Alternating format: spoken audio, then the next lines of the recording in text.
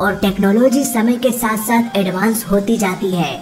चाहे हम बात करें फोन्स या लैपटॉप की या फिर बात करें प्लेन्स की, बस फर्क इतना है कि एविएशन ने बहुत बड़ी बड़ी कुर्बानियां दी है। तब जाके ऐसे ऐसे ऐतिहासिक बदलाव आया जिसने एविएशन का नक्शा ही बदल के रख दिया। आज के इस वीडियो में हम ऐसे ही ऐतिहासिक बदलाव के बारे में जानेंगे और उसके पीछे की कुर्बानियों के बारे में भी जानेंगे। चेकलिस्ट। एक चेकलिस्ट में बहुत सारे एक्शंस लिखा होता है। पायलट और को पायलट उसी एक्शंस या प्रोसेस को फॉलो करते हैं।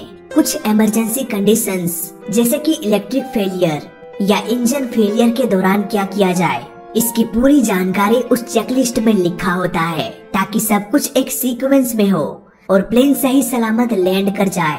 पर हमेशा से ऐसा नहीं था। पुराने जमाने में चेकलिस्ट नाम का कोई चीज ही नहीं था। 1935 से पहले पायलट प्लेन के सभी कंट्रोल्स को याद करके प्लेन को फ्लाई कराते थे। फिर 1935 में बोइंग का एक प्रोटोटाइप प्लेन B-17 क्रैश हो गया। जब इस घटना की छानबीन किया गया तो पता चला कि टेक ऑफ के बाद पायलट ने गस्ट लॉक को अनलॉक नहीं किया था। अब ये गस्ट लॉक क्या है और क्या ये इतना पावरफुल है कि एक बड़े प्लेन को भी क्रैश करा दे? वेल, इसके बारे में जानना तो बहुत जरूरी है।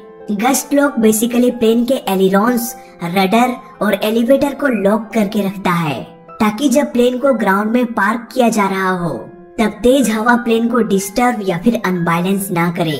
और वैसे भी एलिरोन्स, रडर और एलिवेटर का यूज तो हवा में होता है जब प्लेन फ्लाई कर रहा होता है, न कि ग्राउंड में जब प्लेन को पार्क किया जाता है। इसीलिए इन तीनों को लॉक करके रखा जाता है।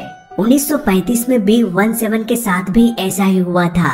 पायलट 1 बाय 1 सारे कंट्रोल्स को अप्लाई तो किया, लेकिन गस्ट लॉक को अनलॉक करना भूल गया और जब तक वो कुछ समझ पाता तब तक बहुत देर हो चुका था।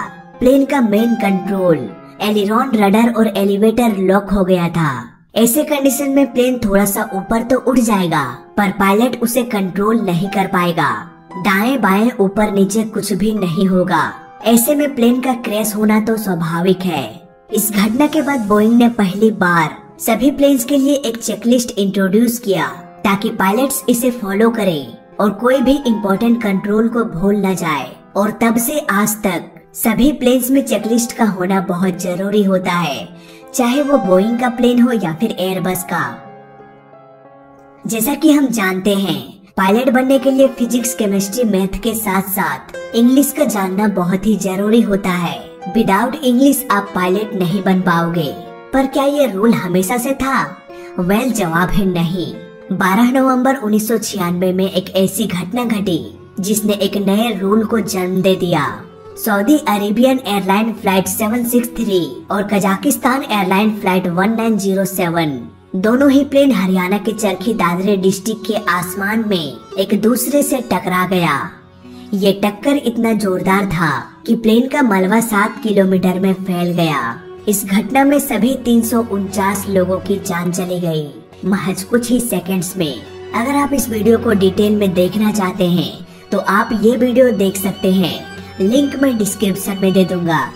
इस घटना की छानबीन के बाद यह पाया गया कि कजाक 1907 का पायलट इंग्लिश बोलने में कंफर्टेबल नहीं था और वो ट्रांसलेट कर करके एटीसी से बात कर रहा था, जिसकी वजह से वो क्विक रिस्पॉन्स नहीं दे पा रहा था। इस घटना के बाद एक बड़ा बदलाव किया गया और वो था लैंग्वेज में। पायलट और एटीसी के लिए इंग्लिश का जानना जरूरी घोषित कर दिया गया पूरी दुनिया में। पर अफसोस, इस बदलाव की कीमत 349 लोगों ने अपनी जान देकर चुकाई। आज इंग्लिश का जानना पायलट्स के लिए बहुत जरूरी है, पर पायलट एटीसी से इंग्लिश में बात करे ये जरूरी नहीं है। अब इसका मतलब क्या हुआ?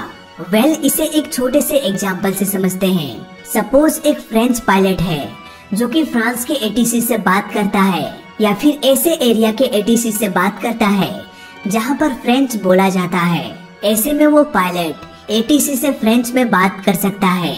ठीक उसी तरह जब कोई चाइनीज पायलट किसी चाइना के एटीसी से बात करता है तब दोनों ही चाइनीज में बात कर सकते हैं।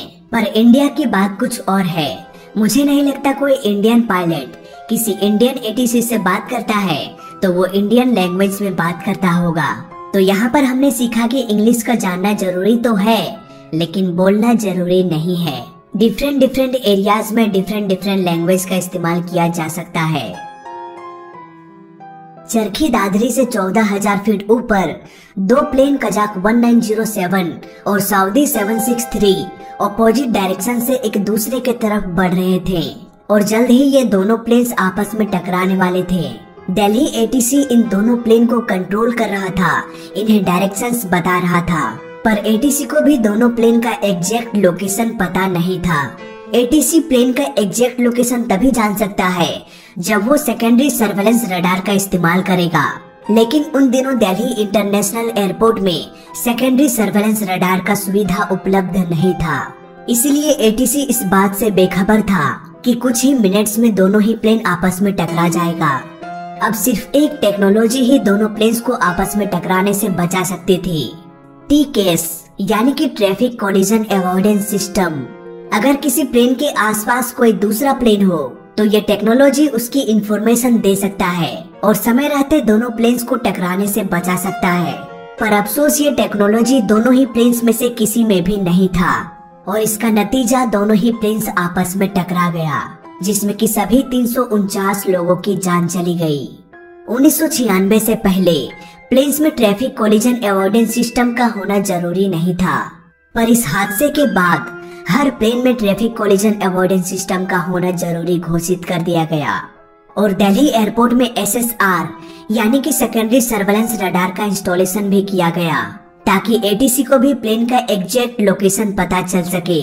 पर अफसोस इसके लिए 349 लोगों को अपनी जान की कुर्बानी देनी पड़ी।